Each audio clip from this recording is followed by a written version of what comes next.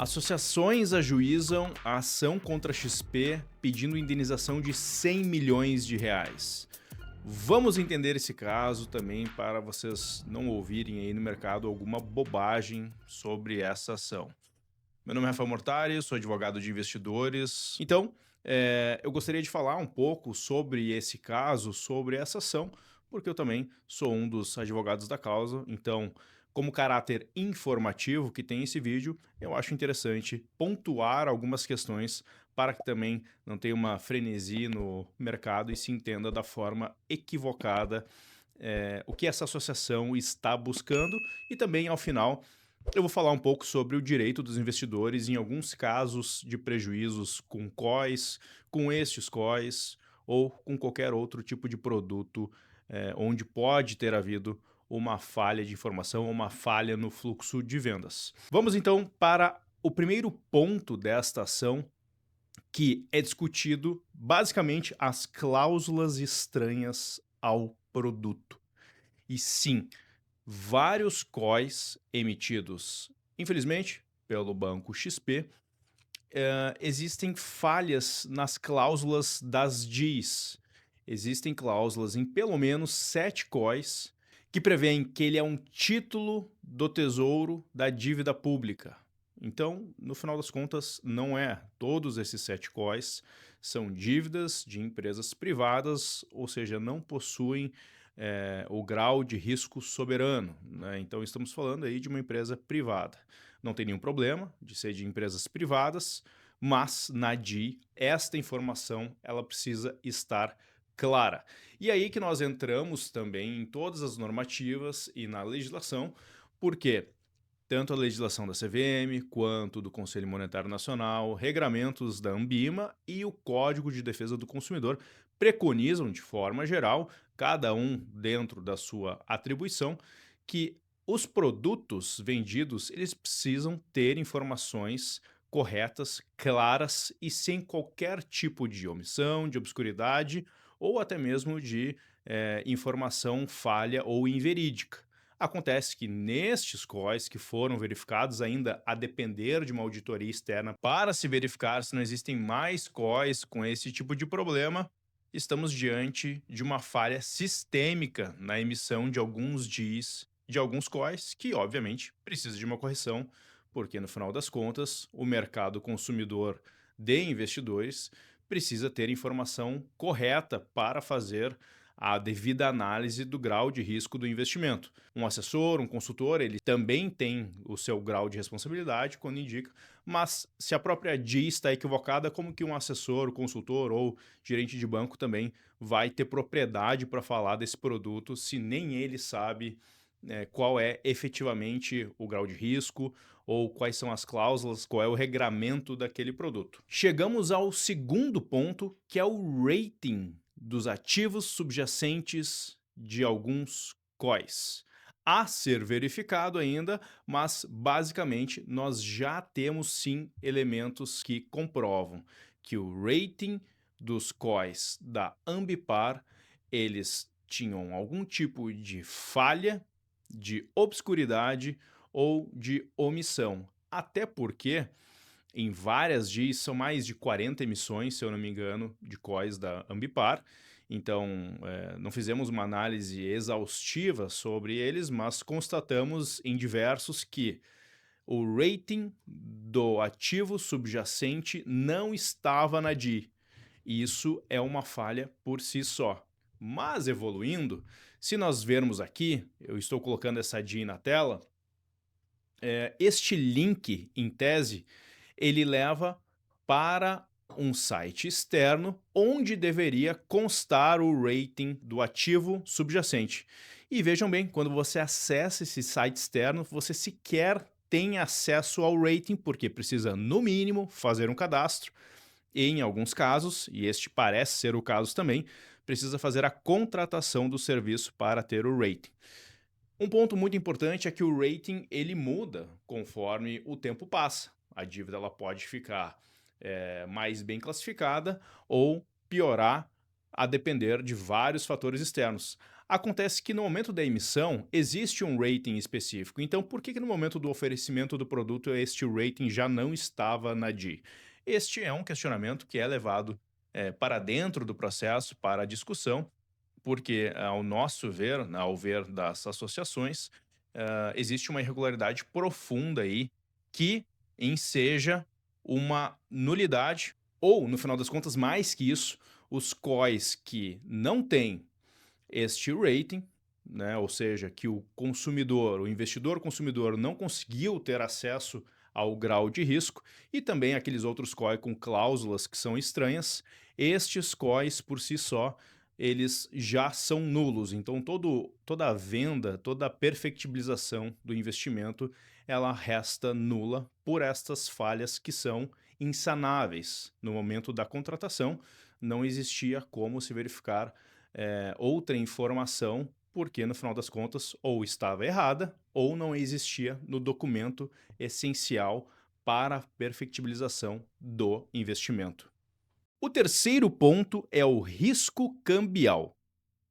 E este ponto eu vou me ater exclusivamente ao COI da Ambipar, onde dizia que não haveria risco cambial, mas esta informação está equivocada, porque direta ou indiretamente, o ativo subjacente responsável pela confecção do produto, né, pela estruturação do COI, era uma dívida da Ambipar no exterior. Logo, qualquer variação cambial elevava ou diminuía, neste caso elevou em muito, o risco cambial e automaticamente o risco do produto que se estava investindo. Lembrando que estes COIs que estamos falando são COIs de crédito, ou seja, COIs que têm todo o capital investido em risco. Não são como aqueles outros COIs com capital nominal garantido, ou até mesmo IPCA mais, IPCA mais, alguma alta. Não. Existe um cupom que é entregue nesses COIs crédito, que de certa forma são relativamente novos no mercado, mas todo o seu dinheiro, 100% do capital alocado, na maioria esmagadora das vezes, ele está sim em risco. Então, no final das contas, além do risco do produto, estamos falando também que não é um produto, nunca foi, nunca vai ser um produto de renda fixa. Se você escutou isso de algum amigo, assessor, consultor, qualquer profissional de mercado, está errado. Ele pode pagar cupom, mas ele não se classifica como um produto tradicional de renda fixa. O próprio nome revela que é um certificado de operação estruturada. O quarto ponto é a responsabilidade do emissor do produto, que é um apanhado de tudo que eu já falei, deveria ter sim a cautela, porque ele tem responsabilidade em, pelo setor de compliance ou setor responsável, fazer uma análise de todas as DIs para que o produto não fosse oferecido ao mercado de forma viciada. Então, existe essa discussão também dentro do processo que tenta esclarecer por que que isso aconteceu e, na prática, se constatando ou se verificando a responsabilidade, acontecer o seguinte que eu vou falar a seguir. Então, o primeiro pedido é a declaração da nulidade de todos os COIs que foram emitidos com algum tipo de falha ou omissão nas DIs.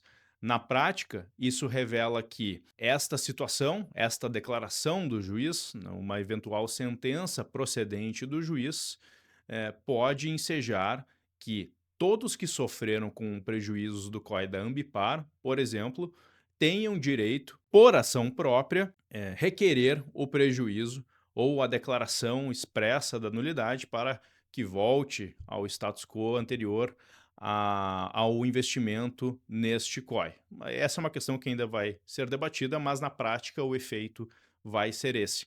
Lembrando que a ação coletiva ela não tem o condão, né, ou não tem como resultado pedir uma indenização individual por todos que sofreram por algum tipo de prejuízo ou estão sofrendo ou entrando em algum risco nestes COIs com essas DIs que são problemáticas e falhas. Tá?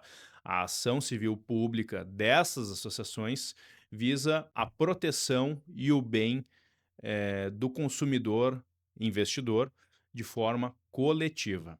Um segundo pedido é uma liminar para que todos estes COIs com DIs problemáticas, com DIs falhas, sejam suspensos para comercialização. Porque no final das contas, como eu já falei, estes produtos eles precisam sim ter informações corretas, informações claras para o consumidor e investidor.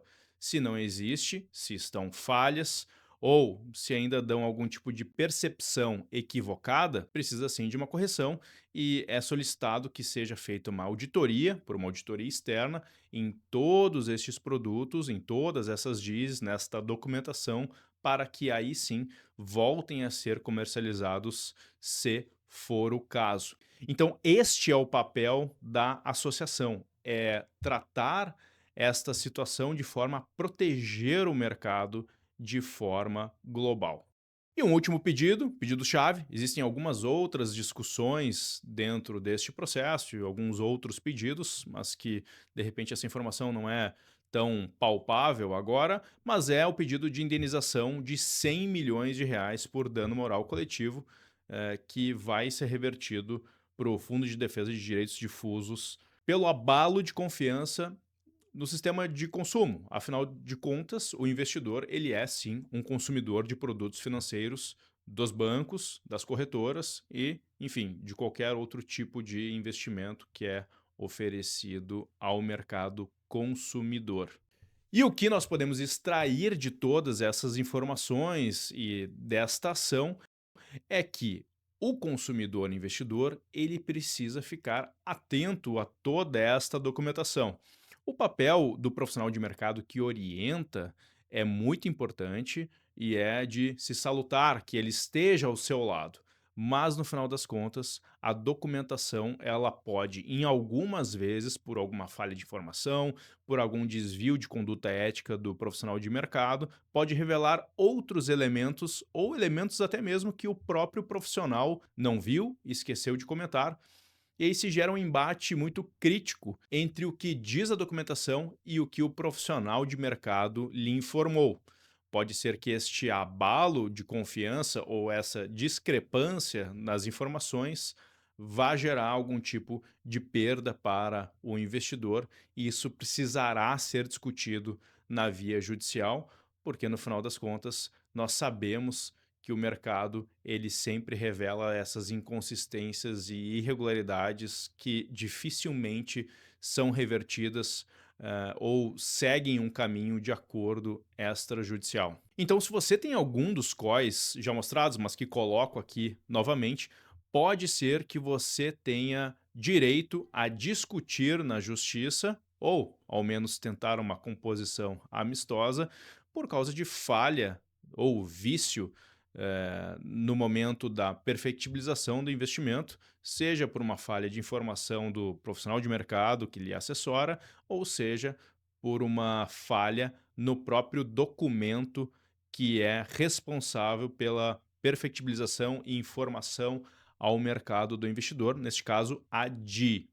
Se você gostou desse conteúdo, por favor, curta, deixe seu like e comente qual é o conteúdo que você quer ver ou qual foi a dúvida que você ficou referente a este tipo de assunto, ao que está em discussão em alta no momento, que são os COIs, ou qualquer outro tipo de investimento que você tenha tido algum tipo de problema ou queira entender melhor qual é o risco jurídico deste produto. Isso vai me ajudar a entender se o meu conteúdo está sendo relevante para vocês e até a próxima.